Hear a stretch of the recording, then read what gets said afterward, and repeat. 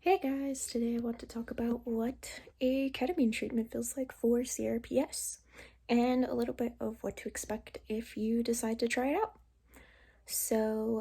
For me, I personally have done two different types of ketamine treatments. I have done a IV ketamine treatment and a intramuscular injection ketamine therapy, and both of them were about the same effectiveness. It just kind of depends, honestly, on what you can get in your local area. For like almost a year, the only way I was able to get a ketamine treatment in my local area was to go to the emergency room. And not even every emergency room will do it. Even if you say that you have CRPS and your pain doctor approves it. Um, Unfortunately, there's just inconsistencies in the way that ERs know how to handle CRPS. So that's something to kind of keep in mind. I would definitely say, if you want to go to the ER to do a treatment, have your doctor refer you to an ER that will do it. Because that's what I had to do. I had to have my doctor refer me to an ER in my surrounding area at a hospital that would actually do this treatment. Now, with that said, my first treatment, I did the, so with my, yeah, blah, blah, sorry. My first treatment, I did a week-long treatment, and it was every single day for 5 days, and it was an IV infusion therapy. And this was my first experience with ketamine. In this experience, I was given Valium and some anti-nausea. At the time, I didn't really know that ketamine could make you motion sick, but it can, and something that's been helpful to me since is also asking for some sort of motion sickness medication or bringing something like, what's it called? No, I can't think of the name of it, but it's the medicine that people take when they like go on planes. Maybe you'll think of the name of it, but like you can bring some of that with you and like just ask them, say like, hey, I might get motion sick, like I want to take this, and they'll probably say it's fine, but I would ask for sure. Like IVs do kind of hurt if you've never had one before, so I mean, like there is that factor, but once it's in, and it's not so bad. So the sensations that you should be aware of is that ketamine is a hallucinogen, and so you may experience hallucinations. If you don't want to experience as many hallucinations, a lot of times people will recommend doing a ketamine treatment with Valium, because it kind of helps to suppress those hallucinogen effects of ketamine. Ketamine is also often used for mental health, so you might notice that your mental health improves as well if you go in and do a treatment, which has definitely been the case for me. Anyway, so getting into what it kind of feels like.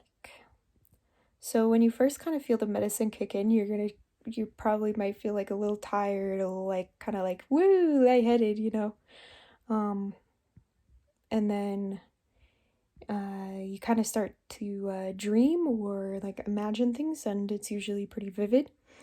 But that experience for me like has never really been all that terrifying. And a lot of times people recommend bringing like some noise canceling headphones, because noises can be one of those triggers to cause like a negative experience, and then as well as like an eye mask, because it does make you pretty sensitive to light afterwards, and also like it's just good to have it dark when you do that. So that's usually what I bring with me. I also usually bring a blanket with me and a stuffed animal. This is the stuffed animal I usually bring with me. It's a tiger. And it's really soft, and it's just something familiar. So like if I do have that experience where things get like a little bit scary, or I get like a little stressed out with the treatment, I have something familiar there, which helps to kind of bring me out of that more scary experience. So and that's like always been kind of a big deal to me. I've really only had a scary experience with ketamine like twice, and I've done several treatments over the last year. So yeah, but you know, if you guys have any questions about it that I didn't answer, go ahead and leave them in the comments, and I'll try and answer you as soon as I can. You know, because I want to help people. That's why I do these short little videos about CRPS and different treatments that are kind of out there, and maybe like my experience with it. You know, like, but keep in mind, like, this is just one person's experience with it. You know, like, it could go really well for you, or you could just not tolerate the experience very well. But I kind of want to like help put people's fears to bed, or give you some more information if you're not really sure what to expect. That's the main idea here. So yeah, ketamine was actually one of the last things that I've tried for CRPS, and that has been the most effective treatment for me. I do not have a spinal cord stimulator, but and that's mostly just because I never really felt like a stimulator was the right thing for me. But anyway, so that's kind of where we're going with that. Let's see, what else do I want to say about ketamine? Oh, it does kind of take a while to come out of it, depending on what form of treatment you do. Generally, it takes longer to come out of a IV infusion than it does a injection.